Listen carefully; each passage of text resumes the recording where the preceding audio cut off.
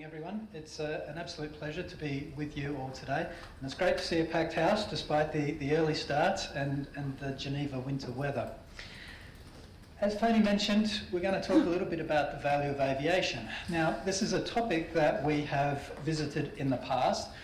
Can I just get a show of hands to start with? How many people in this room are familiar with the VOA work that we've done previously? I know that there's a few of you because I recognise a number of the faces from previous years. So there's a few. Okay, good.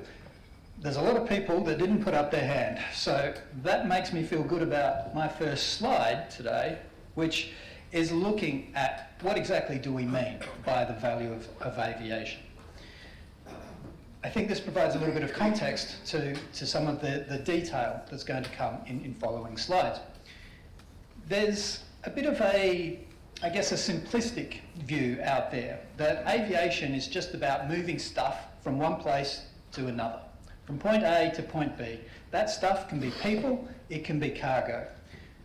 And of course, our industry does it quickly and we do it safely. But nonetheless, there's that very narrow view of what aviation is exactly.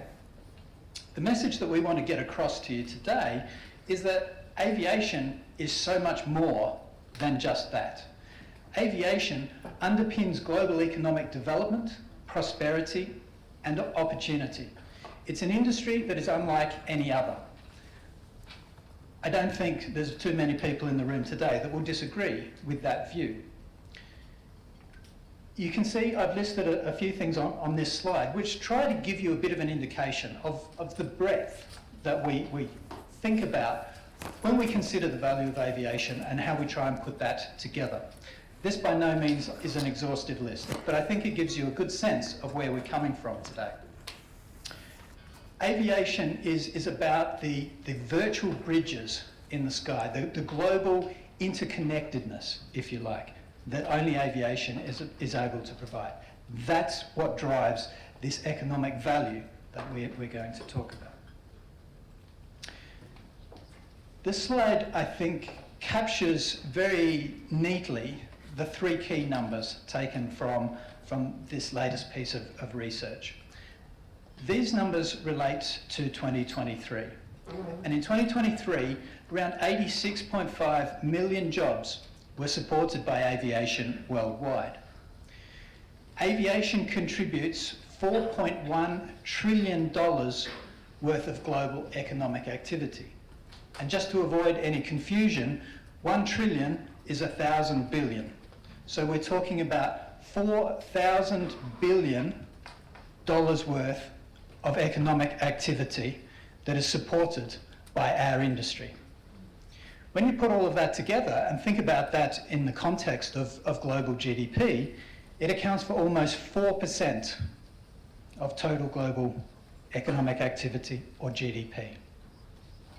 Now, if you think about aviation as a country, aviation would be in the top 20 largest countries, if you listed them in order. It would come in at about number 20. To put that into some sort of context, it's a similar size to a country like the Netherlands, or Saudi Arabia, or Switzerland. It's not an insubstantial contribution that aviation makes to global economic activity and global economic development.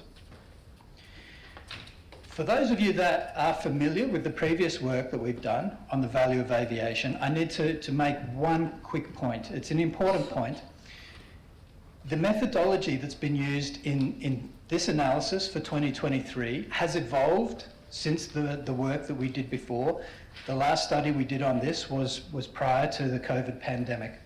So the analysis here today is more robust, it's more comprehensive, if you like, but that means it's not immediately comparable to the numbers that we produced previously. So anybody familiar with that past work, it's not straightforward to compare the two.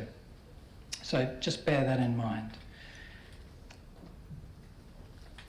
As it says on this slide, these numbers are created for 2023. And I think it's worth just taking a quick step back to remember exactly where the industry was in 2023. you can see that we were still recovering from the pandemic. The pandemic was well behind us, but industry activity hadn't gotten to those pre-pandemic levels throughout the course of 2023.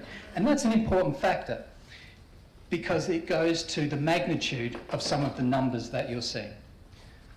So for example, if we were to redo the numbers for this year, for 2024, obviously we haven't got those numbers yet, but if we were to redo them, given the trajectory that you see here, the fact that aviation has continued to move forward, we would expect those jobs and GDP numbers for 2024 to be higher than what I've told you for 2023. So just bear that in mind, that broad circumstance of the industry's recovery it is an important factor in how we think about and how we interpret those numbers for 2023. Now, there are a couple of different ways that we can look at these numbers. We can slice and dice them, thinking about how we got to these global totals. And on this slide, we're showing the total number of jobs in green on the left-hand side, the 86.5 million. In blue, we're showing the total amount of value-added contribution, so the contribution to GDP in blue. On the far right, you can see the four categories which build up to those global totals. They're not immediately intuitive, so let me very quickly just run through what each of those four categories are.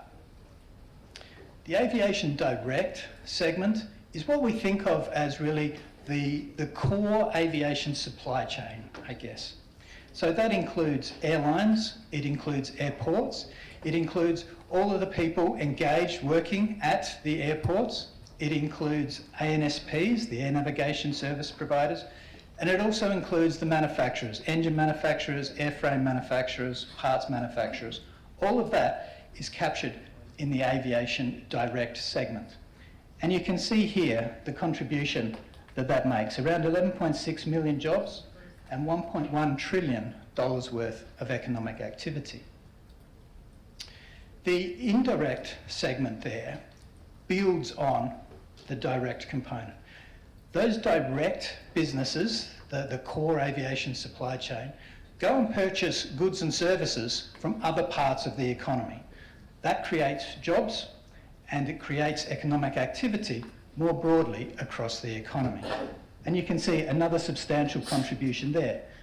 More than 20 million jobs and around $1.2 trillion worth of economic activity. The third category is induced. And the induced activity, again, comes back from that core aviation direct component. Those people that are employed in the aviation direct segment get paid a wage. And they use that wage to fund their lifestyle, in effect. So they're going out, they're taking that salary that's earned in their job and spreading that throughout the economy as well. That's the induced impact. And again, 17.2 million jobs and more than $900 billion worth of economic activity. The final component here is a little bit tricky. This one's a little bit different to those first three components because we know that around 58% of total international tourists arrive to their destination by air. All of those tourists, once again, spend money on goods and services while they're travelling. That creates jobs, it creates economic activity. Again, that's a broader, a wider impact on the economy that is enabled by the aviation sector. And so we incorporate that in aviation's value as well. 37.3 million jobs there and almost $970 billion worth of economic activity. You sum those figures up, you get the global totals. There is, of course, another way to cut these data, and that's by region. So once again, before we get to those regional numbers, let's take a look at where we were exactly in 2023 at the regional level. Now this chart's a little bit messy. There's a lot of lines here, there's a lot going on. What's interesting here is although the industry total didn't get back to its pre-COVID levels in 2023, some of the regions did. And you can see there are 3 regions that by the end of 2023 are up above that horizontal axis line. I guess the standout on this chart is the pink line, the Asia Pacific, and the gap between Asia Pacific and those other regions. I think we all understand the reasons why there was a lagged recovery that we saw in Asia Pacific. But you can see it very clearly here. That gap has continued to close, of course, through 2024. That's good news, but you can see the impact here in 2023. And once again, these recovery profiles are reflected in the regional splits that we have. Now, the chart that I just showed you, which has jobs and GDP split by the 4 different components, we can do that at the regional level as well.